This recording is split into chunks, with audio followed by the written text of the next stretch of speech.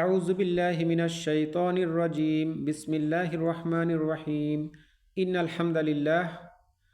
সম্মানিত মুমিন মুসলমান দিনী ভাই ও বোনেরা, আসসালামু আলাইকুম ওয়া রাহমাতুল্লাহি ওয়া বারাকাতুহু।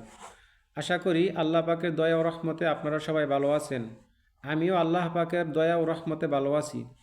আমি আজকে জিন এবং জাদু পরীক্ষা করার আমলের কথা বলবো ইনশাআল্লাহ।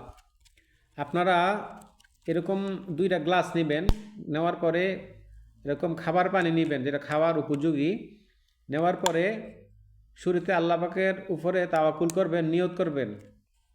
এরপরে দুরুদ ইব্রাহিম যেটা আমরা নামাজের ভিতরে পড়ি 11 বার পড়বেন, প্রতিবারে পড়ার পরে ফু দিবেন, ফু।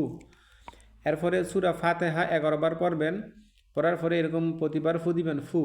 আয়াতুল কুরসি সূরা বাকারার 255 নম্বর আয়াত তেলাওয়াত করে প্রতিবারে ফু দিবেন 11 বার, ফু। এরপরে সূরা কাফিরুন 11 বার পড়ার পরে ফু দিবেন। এরপরে সূরা ইখলাস 11 বার পড়ার পরে ফু দিবেন। এরপরে সূরা ফালাক 11 বার পরে ফু দিবেন। এরপরে সূরা নাস 11 বার পরে ফু দিবেন। ফু দেওয়ার পরে এই পানিগুলা ওই সমস্ত রোগীদেরকে পান করাবেন যাদের মধ্যে একটু অস্বাভাবিক কাজ করে, যারা বা যাদেরকে সন্দেহ মনে হয় একটু পাগলামি করে, তাদেরকে পান করাইবেন। যদি পান করার পরে পানিটা মনে করেন যে তার কাছে টক মনে হয়, তাহলে মনে করবেন সে জিনে আক্রান্ত। আর যদি সে বলে যে পানিটা তিতা লাগে, তাহলে মনে করবেন যে সে জাদুতে আক্রান্ত। আর যদি সে পান করার পরে যে বলে যে না, আমার কাছে পানিটা স্বাভাবিকই মনে হইতেছে, যে এটা কোনো কিছু মনে হইতেছে স্বাভাবিক, তাইলে মনে করবেন তার কোনো জিনের এবং জাদুর কোনো সমস্যা নাই, তাকে